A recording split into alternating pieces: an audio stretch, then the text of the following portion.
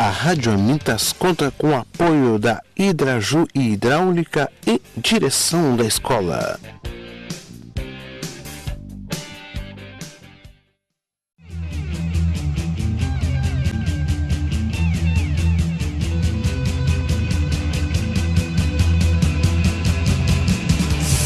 O programa Livre Pensar vai ao ar toda segunda-feira a partir das 20 horas.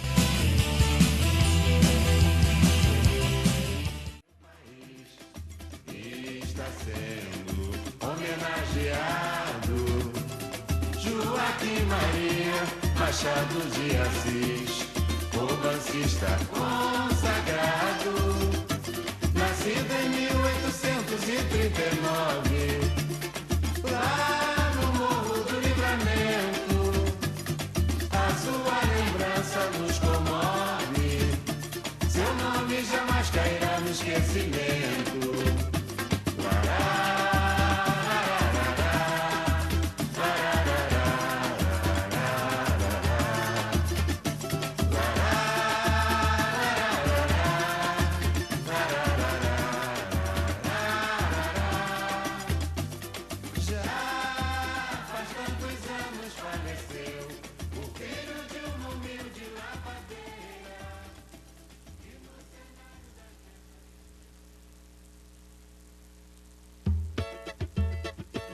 Vivia no litoral africano uma régia tribo ordeira, cujo rei era símbolo de uma terra laboriosa e hospitaleira. Um dia essa tranquilidade sucumbiu quando os portugueses invadiram, capturando homens para fazê-los escravos no Brasil. Na viagem agonizante houve gritos alucinantes, lamentos de dor. Oh, oh, oh. Adeus, Baobá.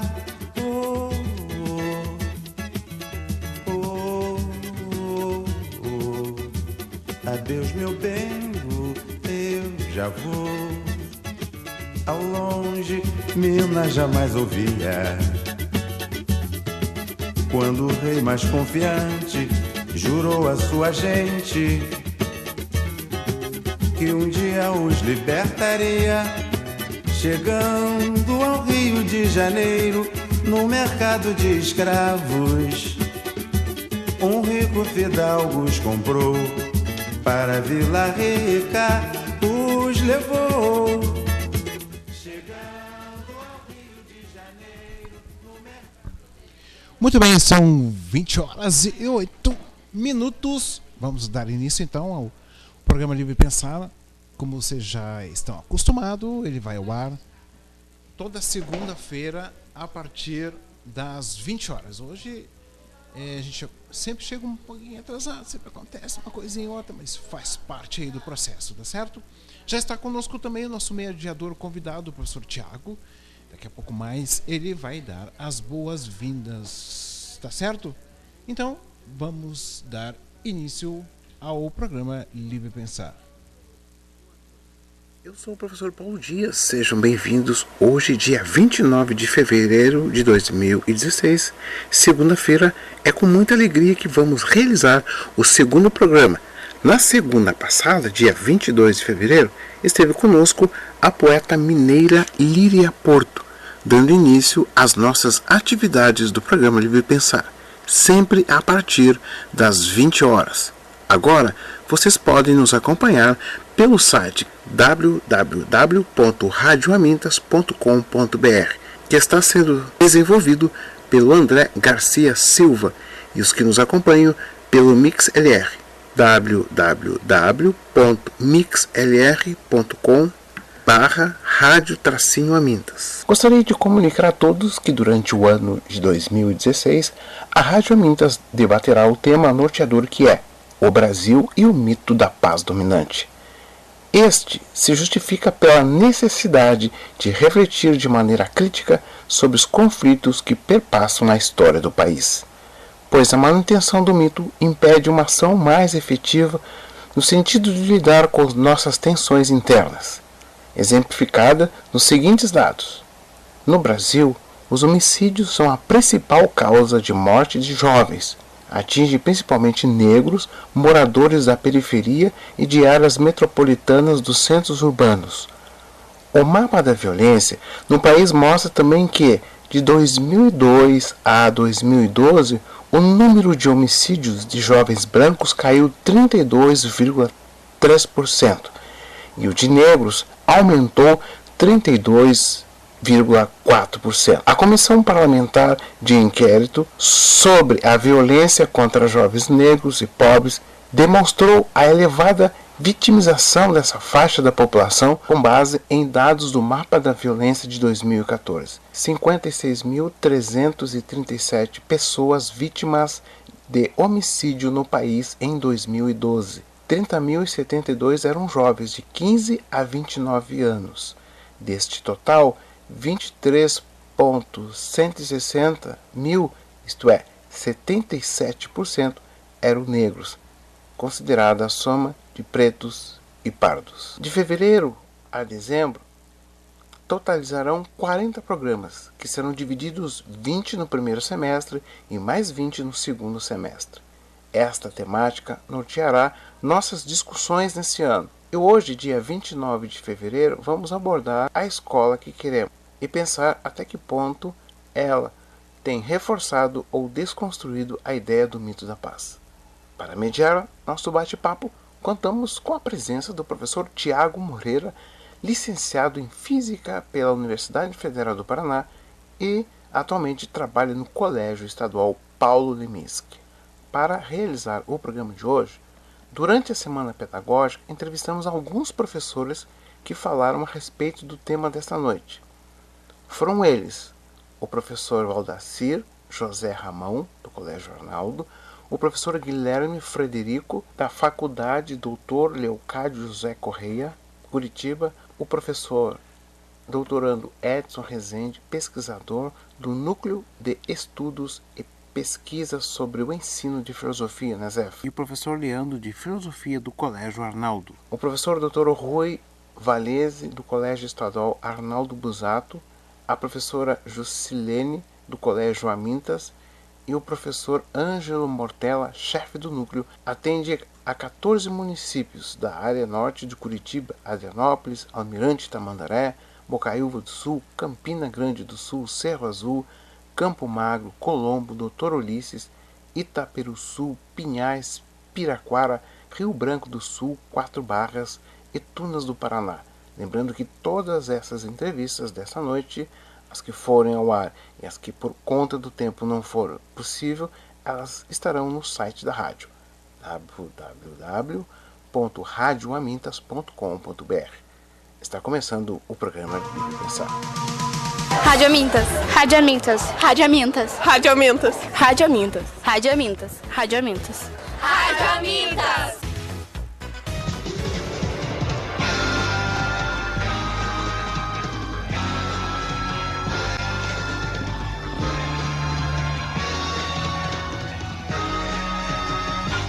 Rádio Amintas, uma rádio educativa.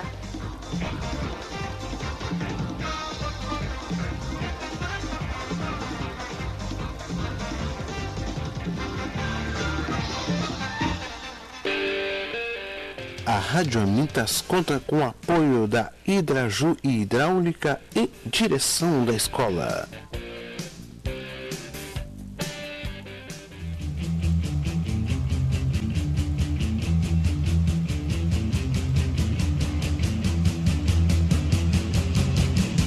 O programa Livre Pensar vai ao ar toda segunda-feira a partir das 20 horas.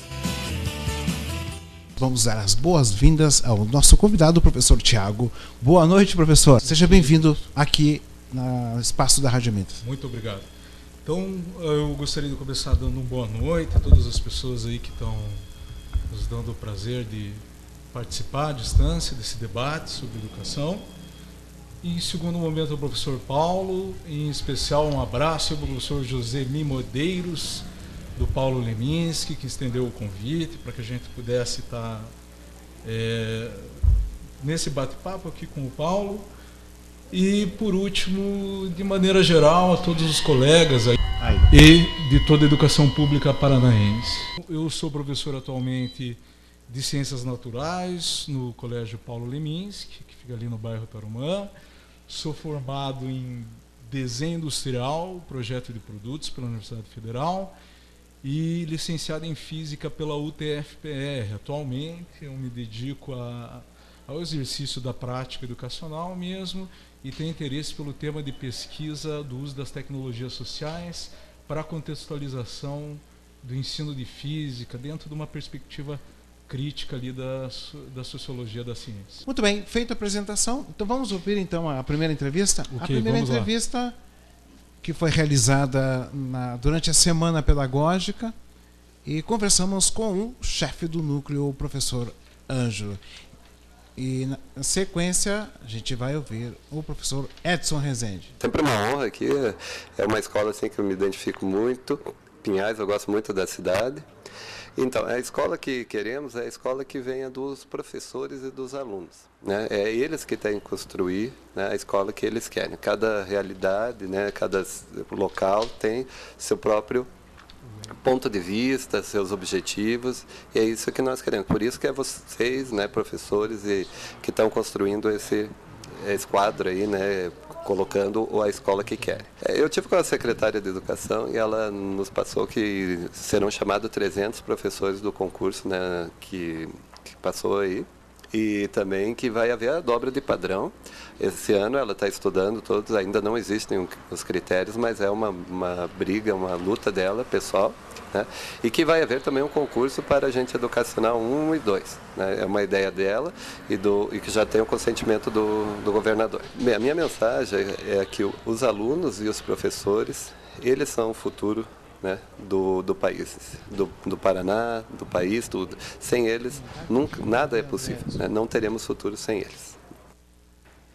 Muito bem, então esse foi o chefe do núcleo, o professor Ângelo, e eu gostaria então que você, né, desse início. Okay, vamos lá. Então, a primeira impressão assim que a gente tem ouvindo o professor Ângelo vem de encontro exatamente às críticas que borbulharam, né, durante a Semana Pedagógica, assim. Eu tive a oportunidade de dar uma olhada nos materiais que foram preparados pelos diversos departamentos ali da sede, e dentro dos roteiros e da apresentação especial que eu tive a oportunidade de dar uma folhada, estão previstas temáticas e uma pauta bastante interessante. Então, por exemplo, ali nessa apresentação se cita a reflexão sobre os problemas, os desafios educacionais e o enfrentamento. Esse tema parece ser desses problemas, né? Esse tema parece ser bastante interessante, principalmente quando colocado em oposição aqui com o nosso tema do programa de hoje, que é a escola que queremos, né? Então, é uma pauta interessante. Em seguida, ali, eles propõem algumas temáticas, dentre elas alguns temas emergentes, direitos humanos, que para os professores é sempre um prazer estar discutindo, mas aí já nasce uma primeira contradição. Por exemplo, nós temos, no início desse ano de 2015, passado,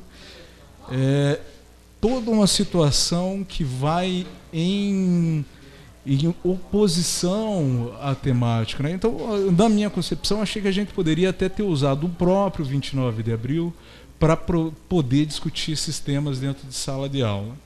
Essa aí foi um tema bastante delicado, alguns colegas entenderam até como ironia e, de fato, a gente realmente faz essa reflexão assim, uma vez que não houve uma retratação, né, daquilo do que ocorreu. Às vezes, muito pelo contrário, por parte das nossas coordenações e das lideranças gerais do governo. No segundo dia, a semana pedagógica propõe, após essa fase inicial de formação, reunir toda a comunidade escolar. Para nós é interessantíssimo.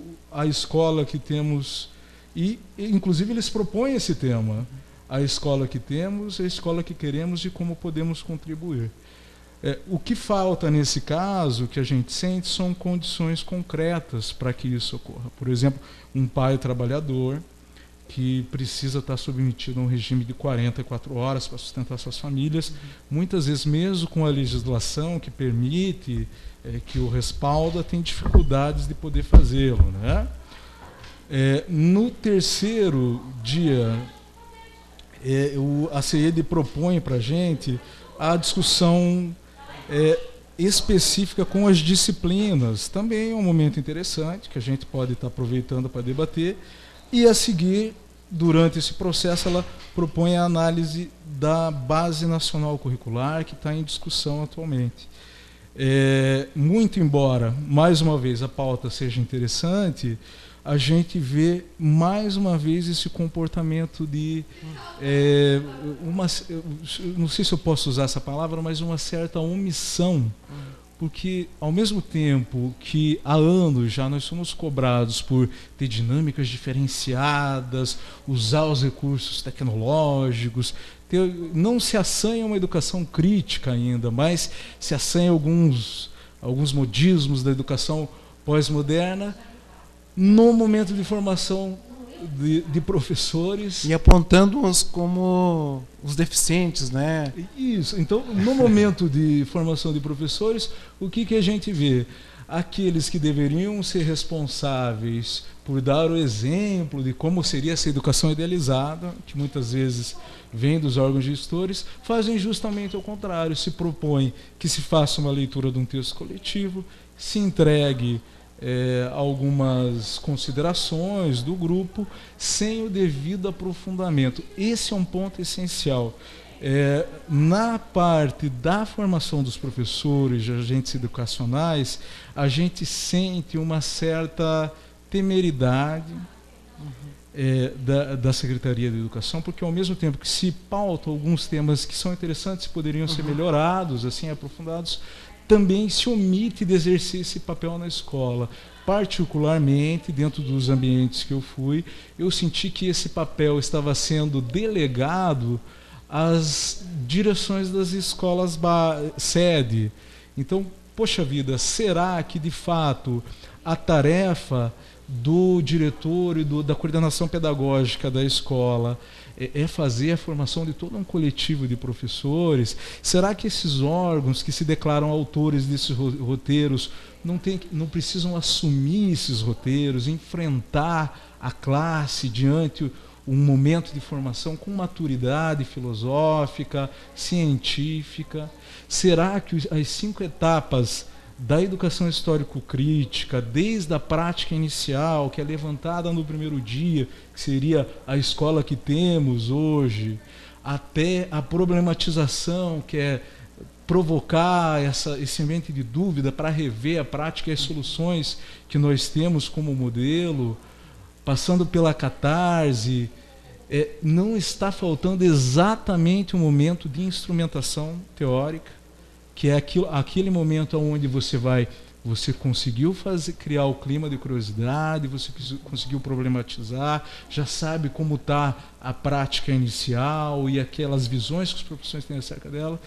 Na minha opinião, está faltando fazer esse enfrentamento. Eu acho que a CIED precisa assumir o seu papel enquanto formadora de educadores e se colocar nessa posição. Não, nós vamos fazer esse enfrentamento. Nesse ponto, a gente nota um item bem interessante que está dentro da fala do professor Ângelo, que eu estendo essa crítica sempre com todo respeito.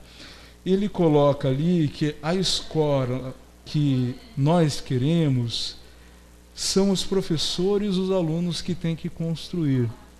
Então, aí nesse caso, claro que é uma análise mais sutil do discurso, nós educadores perguntamos, e a responsabilidade do Estado nesse processo de formação? e a responsabilidade do Estado em cobrar a gestão democrática, mas garantir um espaço na semana pedagógica para que seja discutido o conselho escolar, por exemplo.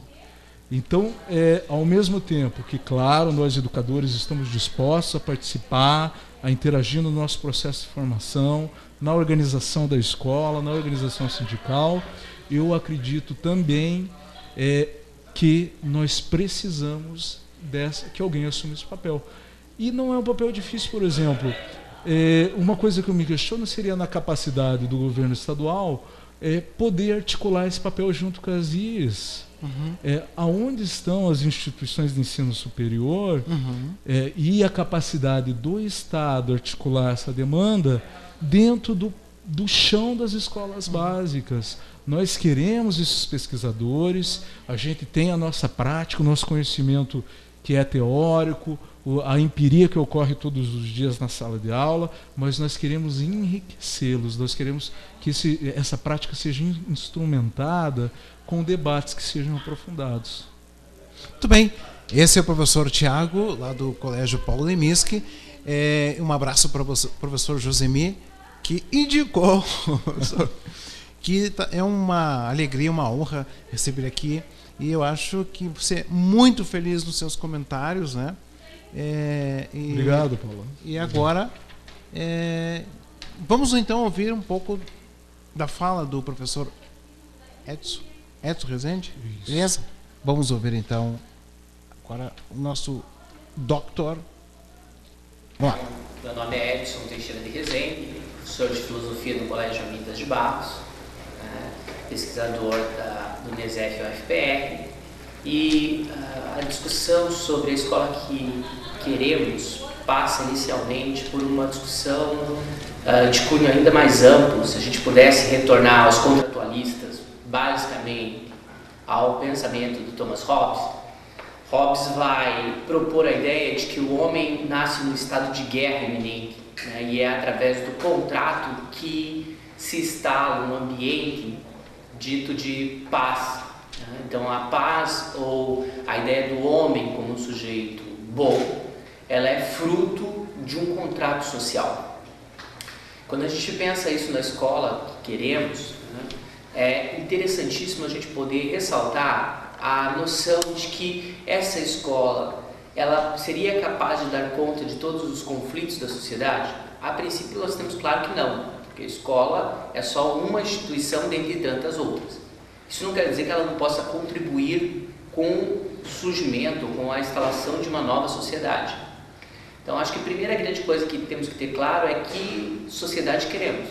Me parece que uma sociedade que queremos é uma sociedade minimamente igualitária. E aí eu gostaria de pensar como Platão no seu livro Gorgias, que ele dizia que a verdadeira democracia não estava em permitir que todos os homens pudessem fazer um rodízio no poder, mas que todos os homens tivessem condições, entre aspas, de galgar ou de almejar isso. E aí e ele vai dizer, especialmente na educação. E aí quando você pega essa questão da igualdade no texto lá do Platão, você vai encontrar a palavra equidade, né? Então traduzida para o português como igualdade. Essa equidade ou igualdade proposta por Platão, ele está pensando em que condições o nosso estudante chega na escola. Então, aquilo que é permitido para ele lá no ambiente familiar. Então, se o pai consegue garantir a alimentação adequada, o vestimento, o lazer, a própria presença paterna e materna. Então, muitas vezes, para garantir as condições materiais, nós temos a ausência presente, né, física e também emocional desse pai e dessa mãe. Então, dentro desse estado dito de democracia, mas que se alicerça ainda num processo de desigualdade, como funciona o processo de educação? Né? Esse mesmo estudante, então, que vai se encontrar muitas vezes distante da sua relação com os pais, ele vem para a escola e vai resolver os seus problemas como ele tem aprendido nas suas relações sociais. Então, quando a gente fala de uma escola que vai proporcionar a possibilidade de um sujeito emancipado, autônomo e tudo mais, né, um cidadão crítico e participativo, a gente verifica que, diante das condições materiais que ele chega, isso é muitas vezes minimizado. Né? Poucos são os nossos estudantes que conseguem frequentar um teatro, né? Ir ver um show musical. Então, isso são privados desses indivíduos, e quando eles vão, eles também não têm muitas vezes a presença do pai. Então, o hábito cultural que esses indivíduos chegam no ambiente escolar, muitas vezes é precário, não na totalidade, mas um número considerável de estudantes. E aí pensar que a escola é capaz de resolver tudo isso, e acho que esse é um tema muito significativo que a Rádio Amintas se propõe a tratar, que é a ideia da paz, o mito da paz. Então, o mito da paz que se faz na sociedade brasileira, que se faz no ambiente escolar. Então, os conflitos, eles estão aí, eles pipocam a todo tempo. Se eu voltasse, então, na perspectiva do Hobbes, é quase como que natural o homem entrasse nesse conflito, mas é pelo processo da humanização que a gente deveria sair dele. E aí a educação seria um dos caminhos para poder pensar isso. Pensar isso não quer dizer negar que isso ocorra. Então, como a gente tem visto e trabalhado isso? Na verdade, os conflitos a gente tende a basicamente jogar para debaixo do tapete, não polemizar, não colocar isso às claras para poder fazer uma reflexão contundente e, quem sabe, avançar para além disso. Então, essa escola que a gente quer não é distante, não é separada da sociedade que eu quero, do engajamento das outras instituições sociais para que isso possa se constituir. Então, não adianta ter uma escola com excelentes atores que criem um ambiente, porque ela não é uma ilha, ela está dentro da sociedade. Então não adianta aqui você dar todas as condições, tratar o indivíduo adequadamente, se o resto da sociedade não faz. Para o texto, A Paz Perpétua do Kant, pensar um modelo de contrato que evitasse, então, de maneira significativa, esse confronto, porque os sujeitos respeitam o contrato. E por que eu vou respeitar o contrato? Porque eu me vejo como sujeito ativo dele, porque eu sou pensado como um sujeito autônomo, e para ser pensado como um sujeito autônomo tem que se garantir algumas condições. Então, para que o indivíduo possa ser autônomo, o que ele precisa para se governar, o que ele precisa para poder se autopensar? Isso é permitido no ambiente familiar? Se criam essas condições? E daí no ambiente escolar, nós iríamos aprofundar isso. Como a gente verifica na fala do professor Mário Sérgio Cortella, o processo de escolarização contribui para a educação que se inicia.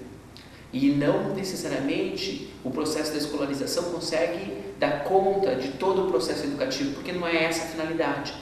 Uma das finalidades, parece que, do ambiente escolar é que a gente pudesse trabalhar o conhecimento científico historicamente acumulado e isso permitisse para o indivíduo se apoderar desse conhecimento, ressignificar a sua realidade, analisar isso e propor outros caminhos.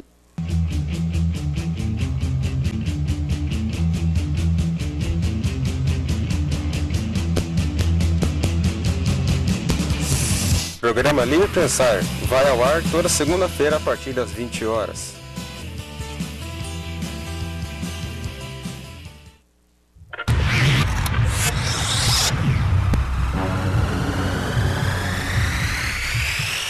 Você está ouvindo Rádio Amintas, uma rádio educativa.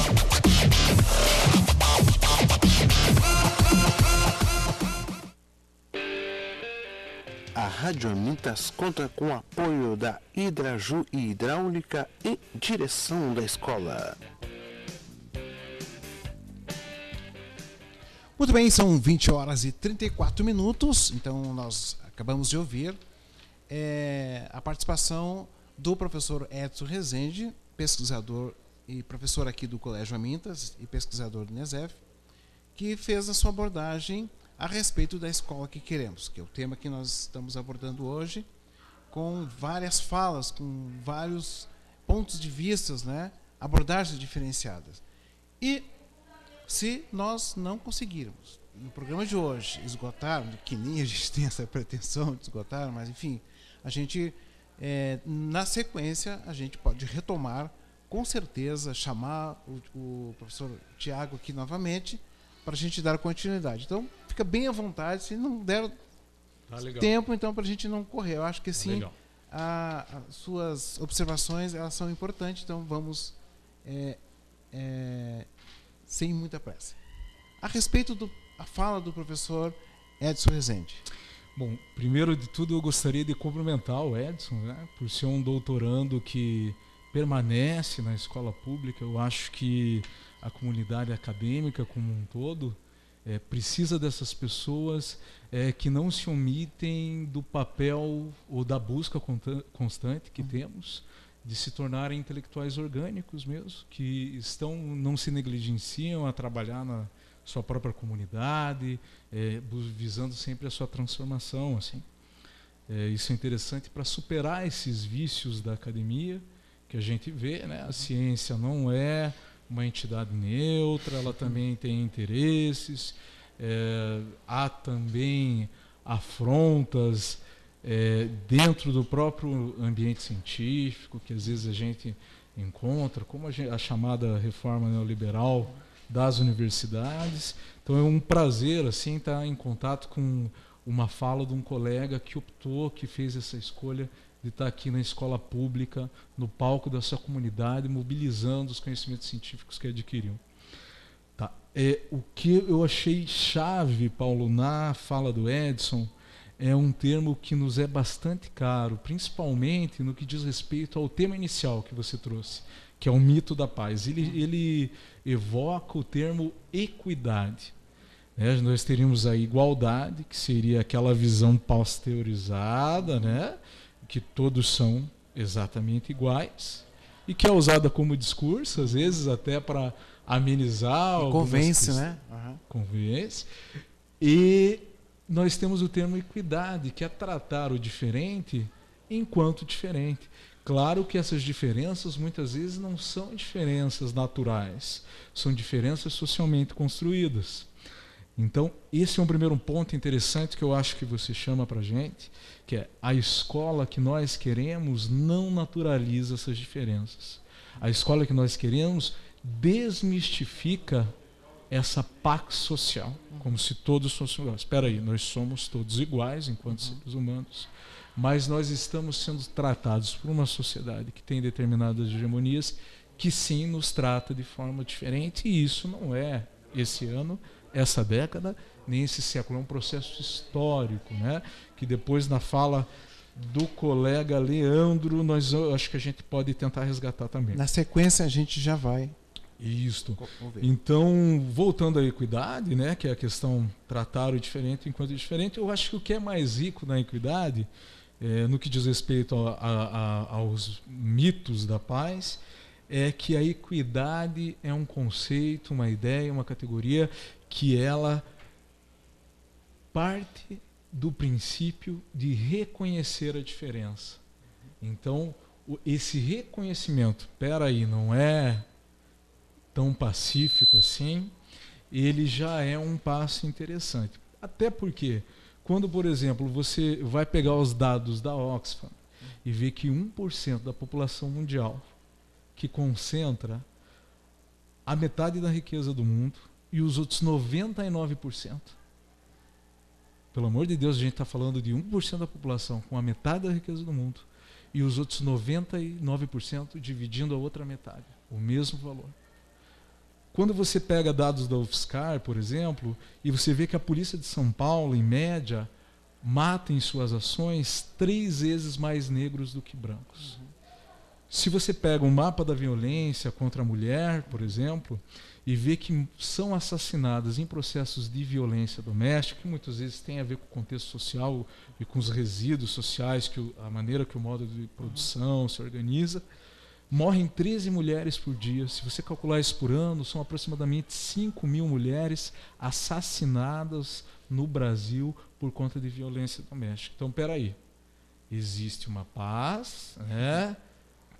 Da maneira que está sendo colocado.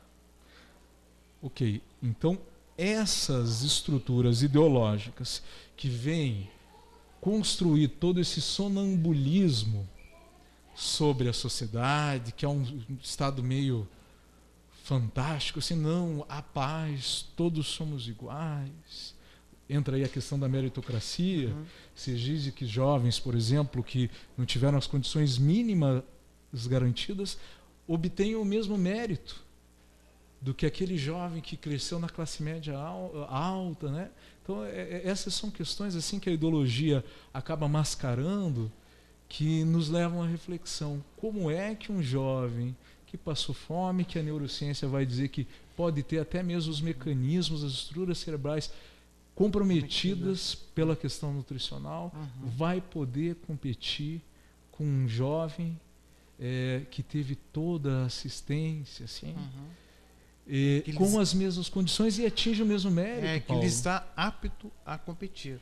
Pois é. Então, a escola que queremos, ela não passa pela questão da produzir mão de obra de alienada para competir com o seu igual. A escola que a gente quer, ela passa pela geração de renda, sim, porque é necessário uma base material para que a gente consiga daí alçar todas as questões psíquicas, intelectuais, sociais, mas que, sobretudo, pense na auto-organização dos trabalhadores em um nível, que pense na sua auto-organização. Não é possível imaginar que um indivíduo autônomo, emancipado, aceite a maneira assimétrica com que são colocadas essas relações sociais. E daí eu acho que cabe 2 adendos. Primeiro, não se trata de propagar, por exemplo, o ódio à classe média. Aquele vizinho seu que tem o carrinho dele, que tem o mercado, que tem o panificadora, né? Nós estamos falando desse 1% que concentra metade da riqueza do mundo, que estabelece lobbies, como, por exemplo, agora a gente está vendo o lobby do petróleo para levar um patrimônio de 6 trilhões de reais como pré-sal, que ia estar oferecendo benefício para a educação. Então cabe esse equilíbrio, com toda a crítica que às vezes há em relação ao comportamento social da classe média, que não é rica, mas também teme ser pobre. Então acaba vestindo o senso comum que combate o seu igual, aquela necessidade psíquica de sempre ter alguém inferior para se sentir bem. Isso é uma coisa que também é outra reflexão que a gente tem que fazer. E, sobretudo, a cultura de paz. Nós queremos a paz, a escola almeja a paz, só que não é essa paz que está colocada. A nossa paz, a escola que queremos, que é a paz da justiça social. Tem uma música de um autor que ele diz: a paz que eu não quero, não é, Paulo? Que não é o cólera, não? Eu sei que o Rapa tem uma versão, que a música chama A Paz que eu não quero, que é bem interessante. Então nós queremos a paz, a gente almeja essa paz, só que ao mesmo tempo é uma paz acompanhada, que só é possível com justiça social. A minha alma tá armada e apontada para a cara do os pais sem voz, paz sem voz, não é paz, é medo, medo, medo, medo, medo. Às vezes eu falo com a vida, às vezes é ela quem diz qual a paz que eu não quero conservar pra tentar ser feliz. Às vezes eu falo com a vida, às vezes é ela quem diz qual a paz que eu não quero conservar pra tentar ser feliz.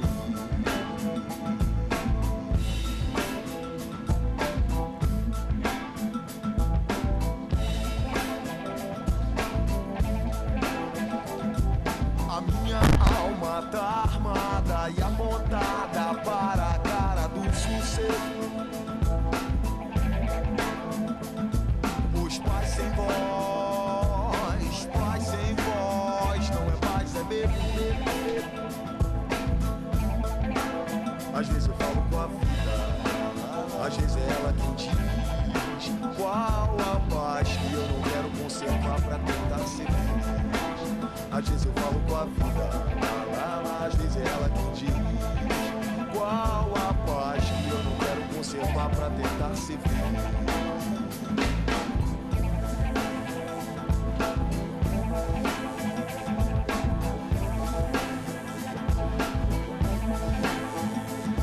As grades do condomínio são pra trazer proteção, mas também trazem a dúvida se você quiser nessa prisão. Me abrace e me dê um beijo, faça um filho comigo, mas não me deixe sentar na poltrona no dia de domingo, procurando novas drogas de aluguel nesse vídeo coagido. É pela paz que eu não quero seguir admitindo.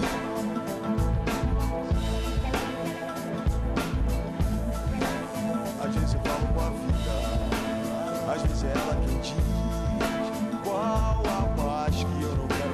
conservar pra tentar ser feliz.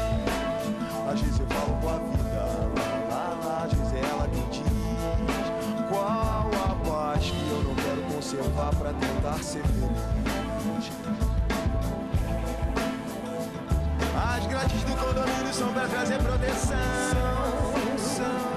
mas também trazer a dúvida se é você que tá nessa prisão. Me abrace e me dê um beijo, faça um filho comigo, mas não me deixe sentar na poltrona no dia de domingo, procurando novas drogas de aluguel nesse vídeo coagido. É pela paz que eu não quero seguir admitindo. Tem a ver com a sugestão que o professor Thiago Moreira está trazendo aqui, que é do Rapa, a paz que eu não quero, eu já coloquei na playlist das músicas aí que a gente vai rodar na sequência. Vamos ouvir, portanto, aqui agora vamos ouvir o professor Leandro. Vamos achar aqui. O homem tem esse problema, né? Consegue falar. É um problema crônico. Vamos ouvir então o professor Leandro lá do Colégio Arnaldo Busato. Da filosofia, história e ensino religioso. Queria falar um pouquinho sobre a questão da cultura da paz, do mito da cultura da paz, já que vai ser discutido em grande parte nesse ano 2016. Bom, para começo de conversa, penso assim que essa ideia da paz, ela é transmitida ideologicamente, está tudo bonitinho, mas na prática, se a gente for ver desde a colonização do Brasil, ela já ocorreu de uma forma não pacífica, né? Haviam índios, haviam pessoas vivendo aqui. Inclusive muitas delas foram dizimadas. Hoje ainda resta uma população, né, desse pessoal ainda no Brasil, resistindo. Na sequência tivemos a própria escravização do Brasil, no Brasil. Muitos africanos foram trazidos para o Brasil e tratados de uma forma desumana. Acabou-se, entre aspas, a escravidão, mas ela só mudou de roupagem. Hoje existe uma outra forma, mais sutil, uma forma muito difícil de se identificar, pelo menos para a mente da maioria das pessoas que acreditam que tudo que enxergam, tudo aquilo que enxergam, que ouvem, acreditam isso como realidade. E a realidade é algo que pode ser construída historicamente. E essa construção foi mostrada assim, que existe essa paz, mas que na prática ainda existe essa luta de classes muito forte. Desde a questão de pessoas boas querendo fazer coisas boas pela humanidade e de pessoas ruins também, com pensamentos, né, que não são pensamentos que têm uma moralidade boa, tanto na política, tanto nas empresas, enfim. Se a gente for ver, a luta de classes ainda existe. E a escola, ela pode sim propiciar um espaço para essa discussão, para esse enriquecimento, para essa evolução intelectual, espiritual, intelectual das pessoas, né? No entanto, o que ocorre com o espaço da escola pública, esse sucateamento já tem esse princípio de não deixar ela crescer. Vamos deixar encher de mato ali para que não vinguem as plantas boas ali. E é isso que a gente precisa fazer, né? Fazer essa mudança nesse espaço público, né? Para que a gente consiga desenvolver uma transformação um pouquinho mais saudável para a gente, né? Muito bem, então esse foi o professor Leandro, professor de filosofia do Colégio Arnaldo Busato. Muito legal, queria então, para nós começarmos, mandar uma saudação ao Leandro, dizer que é um prazer aí estar dialogando com ele, mesmo que à distância. Ele está na escuta aqui, viu? De forma assíncrona. Um abraço, Leandro. Então, o Leandro, ele traz pra gente um conceito que é bem interessante, que é luta de classes. Meu Deus do céu, o que é isso? Então, eu já vi, por exemplo, colegas, vizinhos, dizendo que luta de classes é o ódio de classes promovido por determinado partido em relação aos mais ricos. Ou senão, eu vi já até dos alunos dizendo que luta de classes seria uma briga entre duas turmas. Não. Essas são ideias, brincadeiras que a gente faz, E são ideias que são advindas do senso comum.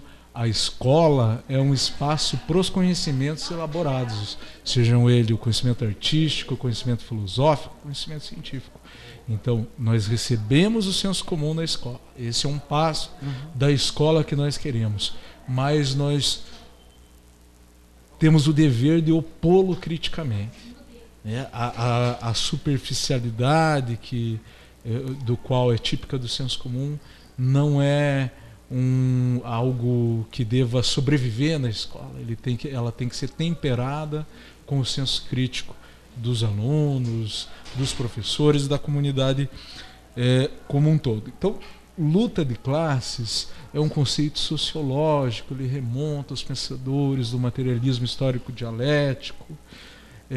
Karl Marx, por exemplo, comenta que ela está nesse cerne da luta entre escravo e homem livre, depois entre o servo e o senhor, entre o patrício e o plebeu, e agora, nos tempos, na modernidade tardia, entre o patrão e o empregado, por exemplo. O conceito de luta de classes, ele muito mais expõe a simetria com que as relações sociais, socioprodutivas acontecem, do que, digamos assim, provoca uma espécie de conflito injustificado, tal como tem sido propagado no senso comum. Então, esse conceito tem uma questão bem interessante, que alguns sociólogos dizem que não há luta de classes. Tal. Tem uma fala de um milionário norte-americano que chama-se Warren Buffett, eu acho que é o nome dele, e ele fala assim: não, gente, existe luta de classes, só que nós estamos ganhando. Então você veja, o mito dessa simetria de condições sociais, às vezes ele é desvelado de maneira escarrada até pelos próprios agentes que promovem essa ideologia que faz pensar que tudo está normal. Tudo está normal, tem ordem. As desigualdades são normais, são coisas naturais. Não, existem processos sociais e custosos. O investimento que se faz em publicidade, por exemplo, para você crer que você precisa de um carro zero, de tênis de marca para ser um ser humano aceitado, é absurdo, é na ordem de milhões, bilhões de dólares, assim. E os que não têm você desqualifica, né, porque ele não possui, né, esses símbolos. Né? Exato, esse processo ele constrói essa ideia, né, de que existe necessariamente uma condição econômica e símbolos fetiches que são atrelados à indústria publicitária para que você seja uma pessoa aceitada, seja uma pessoa legal, né? Então isso aí é um dos pontos, eu acho, Paulo, que a escola que queremos tem que combater. Nós temos que retirar esse véu, né? Então existem oposições e assimetria entre classes, sim. O professor Leandro muito bem nos lembrou. Não há aqui uma apologia à violência, por exemplo, mas há sim uma necessidade de um olhar crítico sobre o que está acontecendo e da ação por mudanças para que a gente possa transformar a sociedade. O conhecimento, ele não pode ser algo empossado que só vai servir à erudição, ao ornamento, né? O conhecimento ele tem que ser mobilizado na transformação social do entorno da escola. Houve um colega, agora eu acredito que foi o Edson que comentou, né? Da questão, a escola é socialmente situada, essa ilusão, a escola não dialoga com a vida prática, até há uma interpretação possível aí, bem que pode ser possível, mas é um erro pensar que a escola não é socialmente situada. A escola é pensada dentro das hegemonias sociais, ela serve à reprodução dessas hegemonias e nos freixozinhos contraditórios que ela tem, a gente pode se apropriar desse espaço contraditoriamente, como aqui no programa do professor Paulo, para poder estar utilizando dessa forma mais crítica, né, dentro de uma perspectiva de solidariedade e de transformação social mesmo.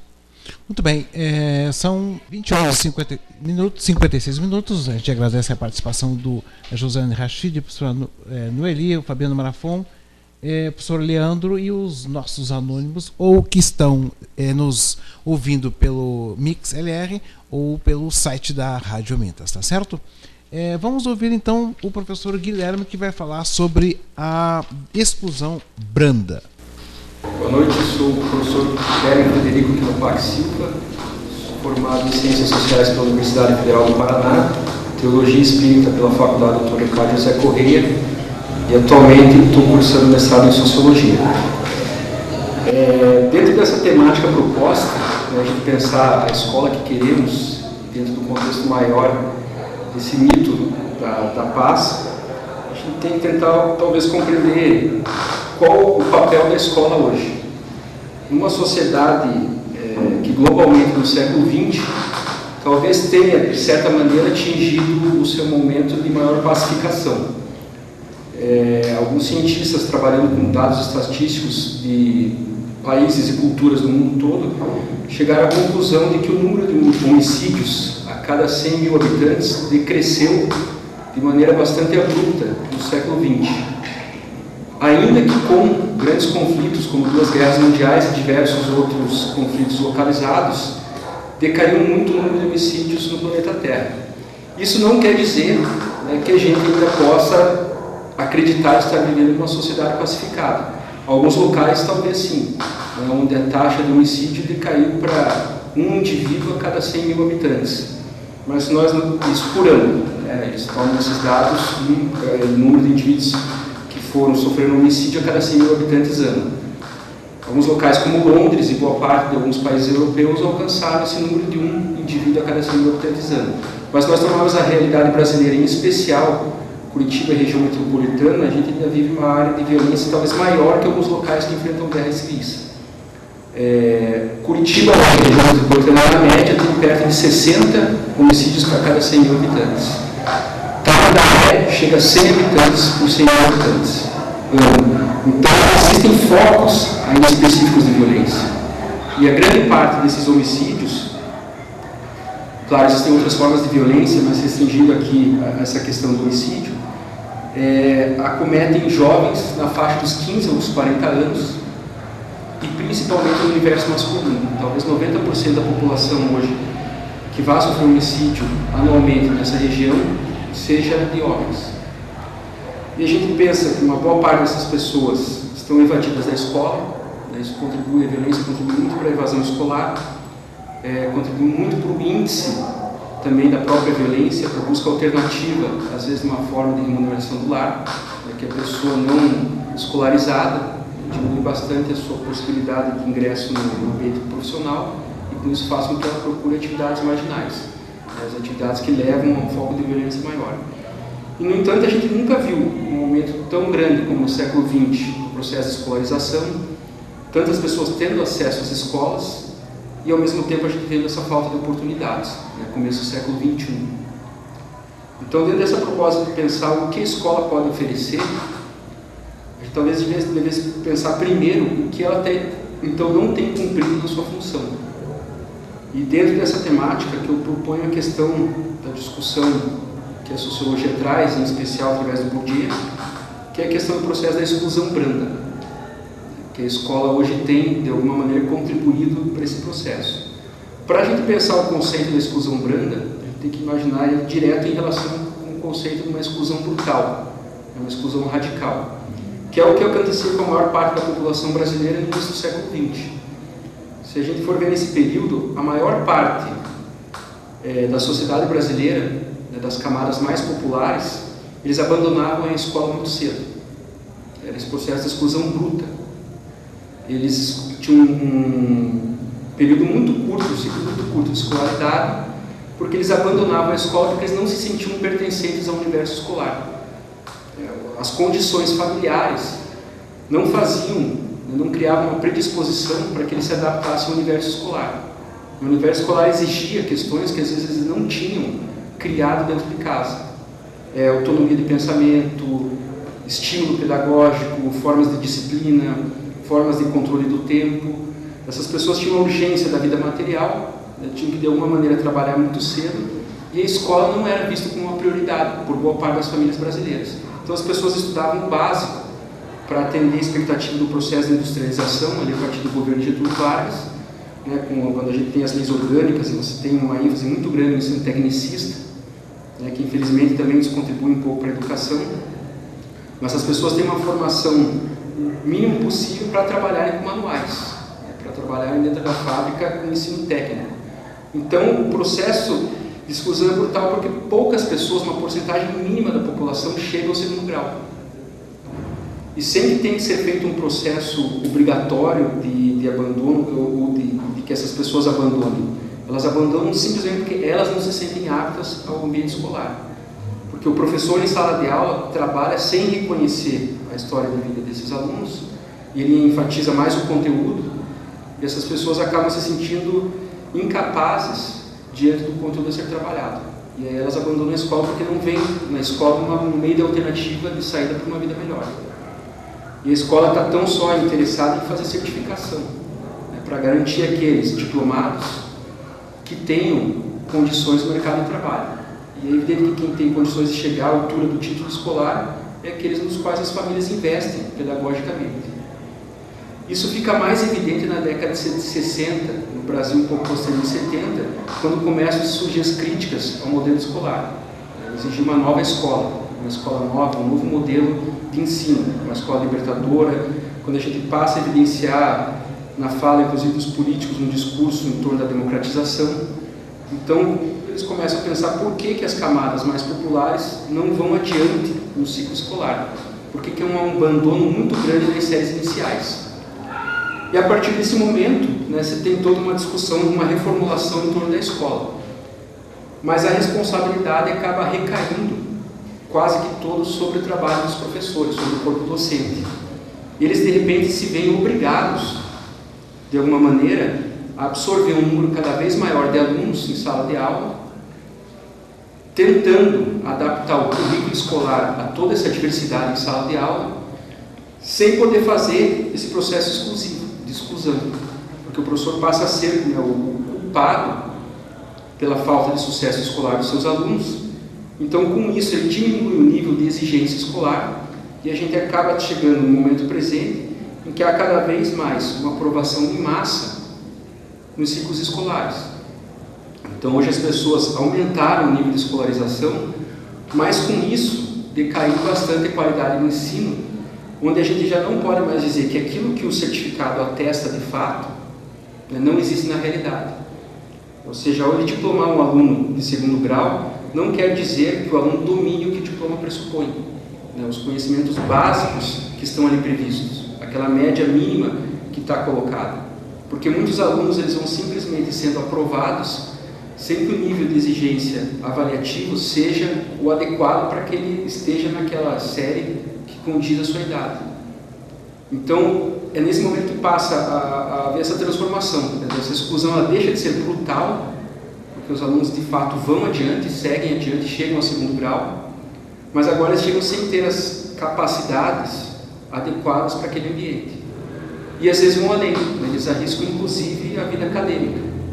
Alguns alunos hoje têm uma oferta muito grande de cursos acadêmicos, exige-se muito pouco às vezes no processo seletivo para que esse aluno chegue à universidade, ou a alguma faculdade, ou algum curso acadêmico, e com isso ele passa a investir no estudo e criar uma expectativa maior. Mas em algum momento dessa trajetória, essa pessoa vai ser excluída. Por isso que ela é branda, é uma exclusão gradual. Ela não é feita lá do início, não é feita na separação do curso inicial para o ginasial, ou para o médio, ou para o curso universitário. Ele vai gradualmente sendo aprovado, mas lá na frente, em algum momento posterior, vai chegar a hora da verdade. Ou ele não vai conseguir ter acesso ao curso acadêmico, porque ele vai perceber que ele não foi preparado para entrar no curso acadêmico, para ser aprovado no processo seletivo. Ou ele entra na universidade, mas ele não consegue sair, porque ele vai perceber aí a defasagem do ensino que ele teve, né? Como eu disse, o diploma não pressupõe, a formação que ele tem não é aquela que está pressuposta no diploma, e com isso ele não tem condições de encarar o ensino acadêmico. Ou às vezes o próprio ensino acadêmico contribui para a exclusão branda, vai levando esse aluno adiante, ele se forma, mesmo que sem a capacidade que a sua habilitação exige, e o momento de exclusão vai ser o mercado de trabalho. Então, alguém que apostou lá de cedo, né, fazer essa trajetória escolar, e ele às vezes foi criado na ilusão de que ele pode ser jogado adiante, ano a ano, e a escola contribui para esse processo, criar a ilusão de que ele é capaz, sem dar esses instrumentos para que lá na frente ele possa exercitar de fato, né, de maneira plena, o seu exercício profissional. Professor Rui, lá do Colégio Arnaldo Busato. Assim, eu penso assim, que a escola que eu quero é uma escola que realize, que efetive um processo de ensino-aprendizagem. Faz parte desse processo de ensino-aprendizagem, e as diretrizes colocam alguns elementos, alguns conceitos, alguns princípios.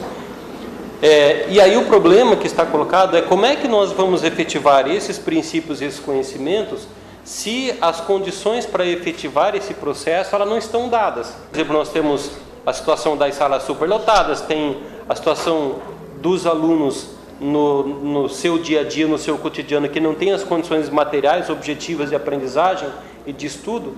Então nós ficamos um pouco nesse dilema de como nós vamos cumprir aquilo que a mantenedora propõe, né, e aquilo que nós conseguimos diante da nossa própria condição, da nossa própria realidade. Então a gente se angustia, não chega a ser uma angústia do ponto de vista aí de uma depressão, né, mas é uma angústia que nos incomoda, né, e que tem que nos provocar, nos mobilizar a fazer o melhor que a gente pode fazer nas condições que nós temos para trabalhar. Eu acho que isso é inclusive conseguir efetivar, né, aquilo que uma das questões colocadas, que é a ideia da equidade, né, alcançar essa equidade. Mesmo que o Estado não dê condições para que isso aconteça, a gente tem que se superar também. Na questão da equidade, é interessante assim, que a gente tem que pensar assim, o Bourdieu fala do capital cultural, que cada aluno que chega em sala de aula, ele vem com um capital diferente. Então, mesmo que seja o mesmo professor, a mesma escola, a mesma aula, os mesmos materiais, mas o aluno não é o mesmo, né? E se formos mais adiante ainda, nem o professor é o mesmo todo dia, né? Tem dia que nós estamos dispostos para trabalhar e tem dia que a gente não está a fim de trabalhar, né? Como diria Nietzsche, demasiado humanos, né? Então a gente vive isso e a gente tem que entender isso, que não é um processo fácil, mas a gente tem que olhar a ideia da equidade pensando o seguinte: esse aluno que chega para nós numa situação de não carência, mas alguns de muita carência, e carência às vezes não só afetivas, mas até mesmo biológicas, né, de alimentação, de nutrição, né, de segurança mesmo. Então como é que eu vou tratar todos como iguais? Não dá.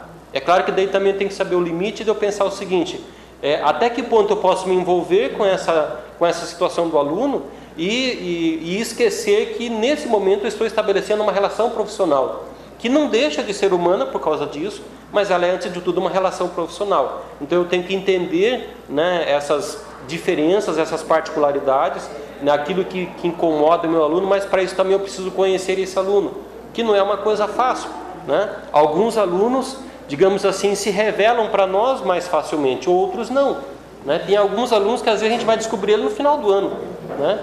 Descobrir ele assim, de saber realmente quais são os problemas, os dramas que ele vive, né? Então nós temos que pensar que a equidade é algo que está no nosso horizonte, mas que não é tão fácil assim de ser efetivado, né? De ser construído, né, a partir do conhecimento e mesmo vivido numa sala de aula. Celso José de Souza, né? Sou da Escola Estadual Professor Paulo Freire. Dentro do que a gente entende, teoricamente falando, sobre a questão das diferenças, né, ela não deve partir do ponto de vista daqueles que detêm o poder, certo? Se a escola, como dizia Lucchesi, a função da escola é empoderar o aluno, né, criando um aspecto de autonomia, né, autos do grego, né, fazer com que a lei seja propiciada a todos no âmbito do individual, do indivíduo, só que tem uma dificuldade aí. A sociedade, ela nasce do coletivo, né? Certo? Quando a gente prepara um aluno se revendo dentro desse processo, porque quando você prepara alguém, você também está se revendo, está inserido dentro de um contexto, escola, né? Sociedade, certo? Então eu acho que a grande função da escola, como dizia um teórico, ou ela forma ou ela deforma. Muito bem, são 21 horas e 11 minutos. Como a gente previa, né? Não deu para colocar todas as entrevistas, mas não se preocupem. Elas vão estar entre quinta e sexta-feira, todas disponíveis. Você que participou conosco, foi uma alegria receber a sua opinião, mas eles vão estar no site da rádio, tá certo? Lá, assim como já está disponível a participação da mineira Líria Porto, a poeta mineira Líria Porto, que esteve conosco no dia 22, segunda-feira passada, e os colegas que participaram hoje e os que a gente não conseguiu levar ao ar, mas né, vão estar lá com certeza. Professor. Vamos lá, então saudar o professor Guilherme, o professor Rui, dizer que o professor Guilherme ele apresenta uma visão bastante aprofundada, sociológica da escola, né? Isso é muito interessante para a gente.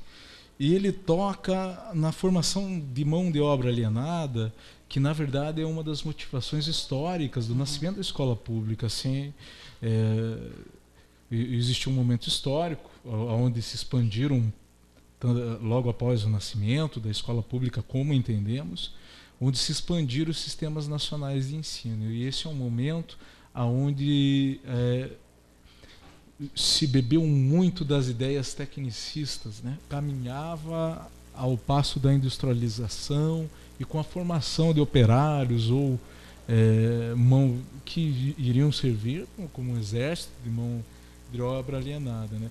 Infelizmente, essa crítica que o professor faz, ela continua na contemporaneidade. Se você, por exemplo, for analisar as vertentes pós-modernas da educação, elas se diferem em sua forma, em sua superfície, em relação à educação tradicional e à educação tecnicistas dos séculos anteriores, e que até hoje tem a nossa pedagogia é muito confusa nesse sentido, né?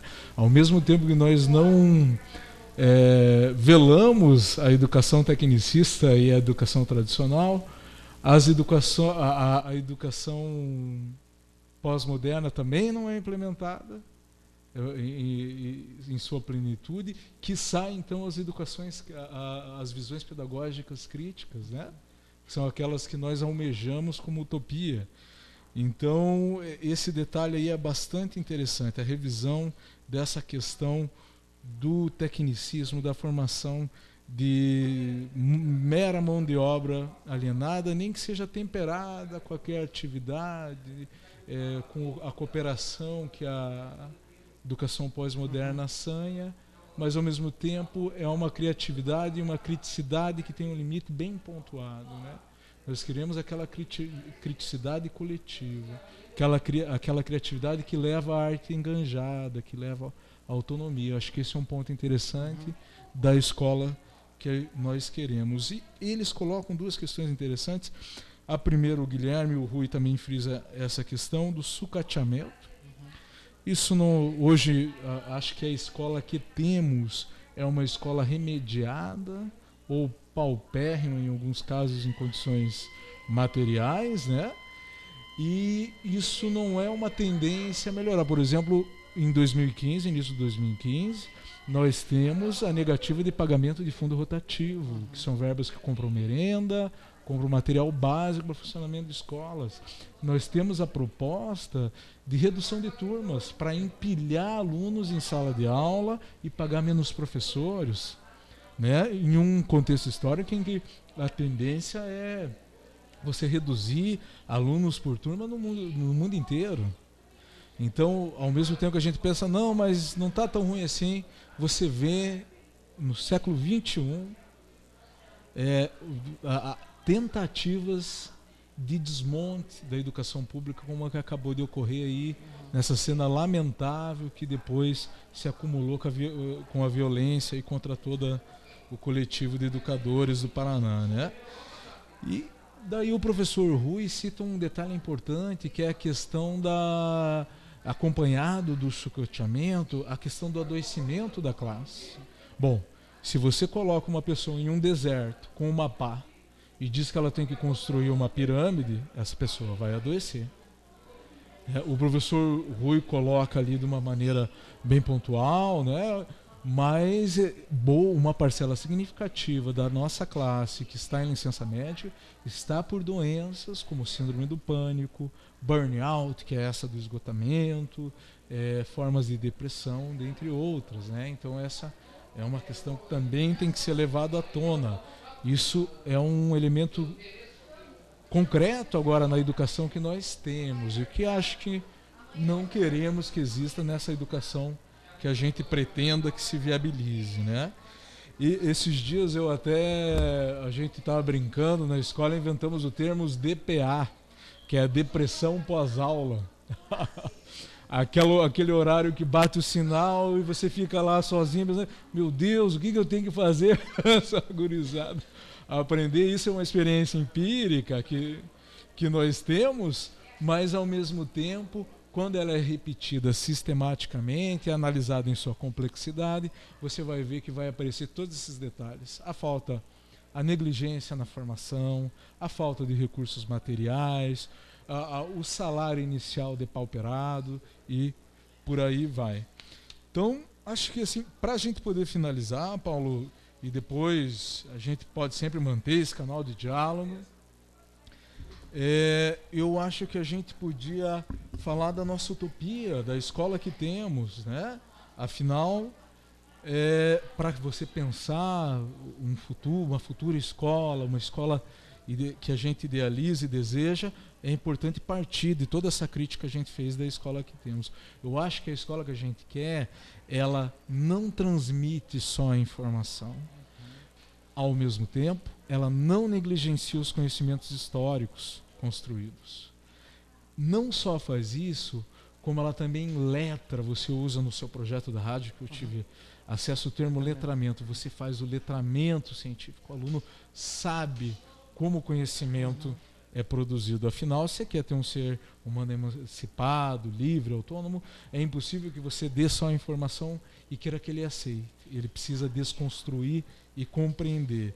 Eu acho que a escola que a gente quer, ela supera essa pedagogia confusa, a mistura do tradicional com o tecnicista, com o pós-moderno. Ela orienta a sua pedagogia com base numa perspectiva de transformação social. A escola que a gente quer, ela respeita o meio ambiente, só que ela desconfia daquela ONG financiada pela empresa, pela indústria química, que faz propaganda que protege o meio ambiente, mas polui o rio com aditivos pesados, com metais pesados, né? Essa escola desvela essa maquiagem, essa higienização que a gente cria enquanto mitos, né?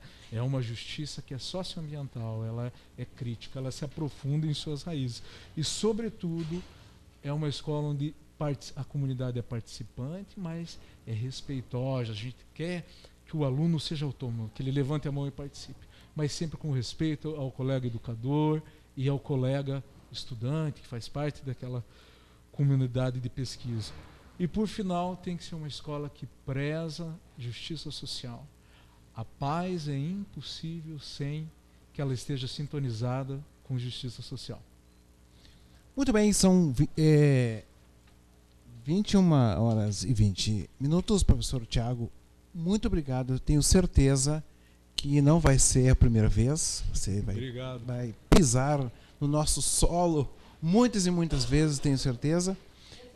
Muito obrigado pelas suas palavras e a gente agradece pelo horário, adiantar da hora, e lembrando a você que esse ano a gente está discutindo o tema Brasil e o mito da paz dominante. Então, os 40 programas que vão ao ar, sempre a gente vai fazer esse recorte e discutir muito bem que o professor Tiago trouxe hoje, né? Que paz é essa, que ordem é essa e para quem, né?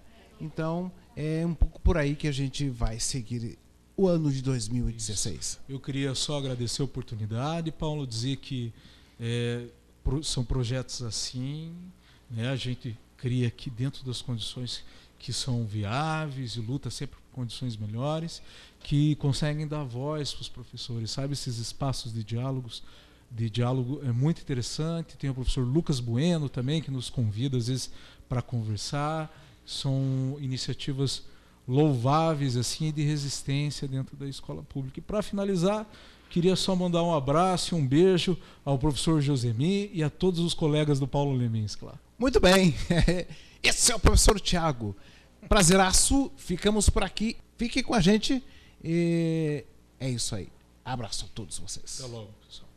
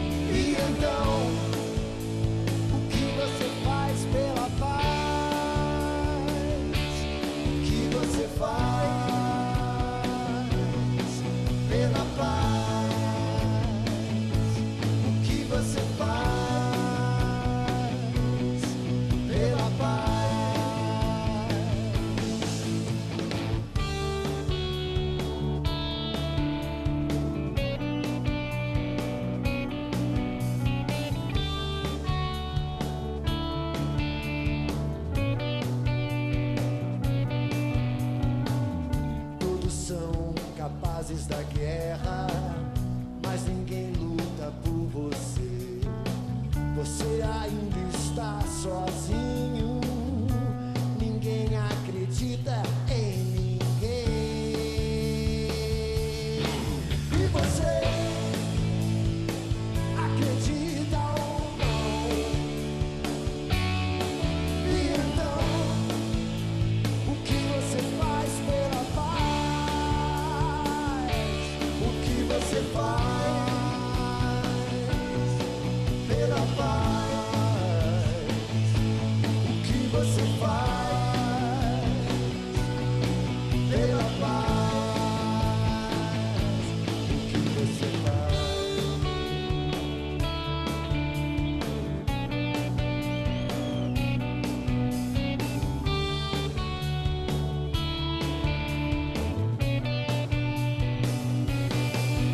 Você acredita ou não? E então, o que você faz pela paz? E você acredita ou não? E então, o que você faz pela paz? Você faz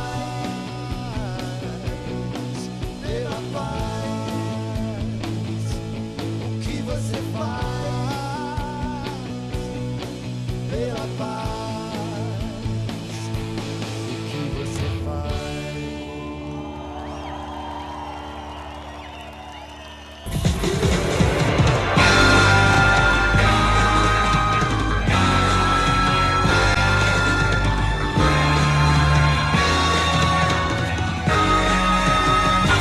Rádio Amintas, uma rádio educativa.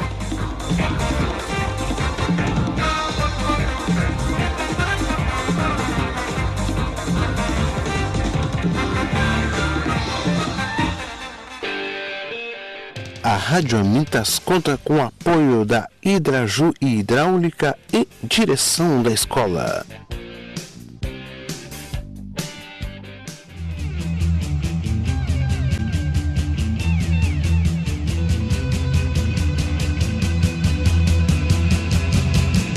O programa Livre Pensar vai ao ar toda segunda-feira a partir das 20 horas.